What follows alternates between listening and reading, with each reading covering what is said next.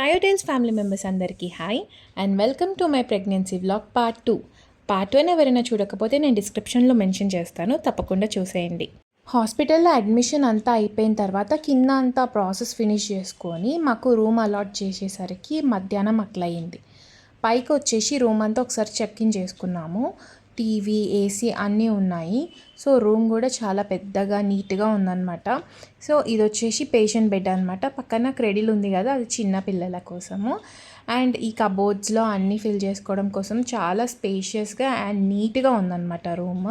So రూమ్లో పేషెంట్తో పాటు attender కోసం కూడా ఒక బెడ్ ఇచ్చినారు.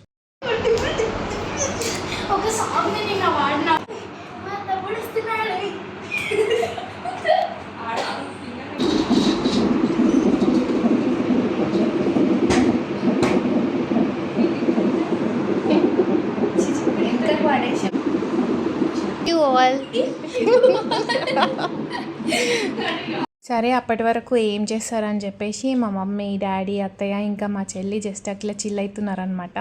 టీవీలో ఇంట్లో ఇల్లాలు వంటింట్లో ప్రియురాలు అనే మూవీ వస్తుంటే అన్నీ సదురుకొని జస్ట్ అట్లా చిల్ అవుతున్నారు.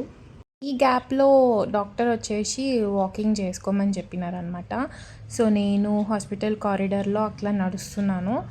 చాలా పెద్దగా స్పేషియస్గా ఉండడం వల్ల నేను హాస్పిటల్లోనే అట్లా టు అండ్ ఫ్రో నడవడము, జస్ట్ అట్లా సిటప్స్ చేయడము అట్లాంటివన్నీ స్టార్ట్ చేసుకున్నాను. టైం ఎట్లా రన్ అయిపోతుందో నాకు తెలియలేదు, కానీ అప్పటికి చాలా టైం అయిపోయింది.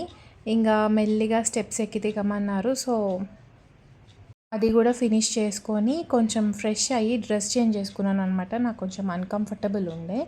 దాని తర్వాత కొంచెం డిన్నర్ చేసుకోమన్నారు. నాకు 12 వరకు టైం ఇచ్చారు, నైట్ 12 వరకు. టైం ఎంత అవుతుంది తెలుసా? 9:32 అవుతుంది. 12 తర్వాత నేను ఏం తినొద్దు, ఏం తాగొద్దు.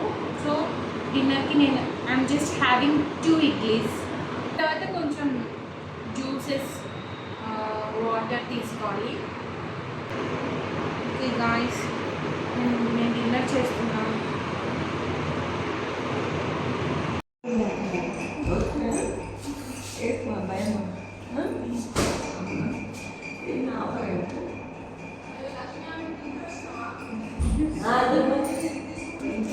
क्या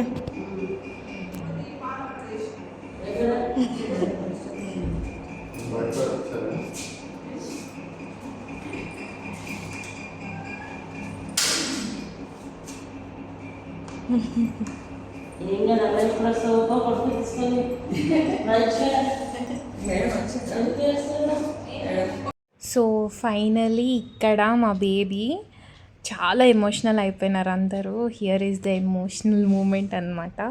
అందరూ ఏడవడం స్టార్ట్ చేసేసారు ఇంకా బేబీని చూసిన తర్వాత.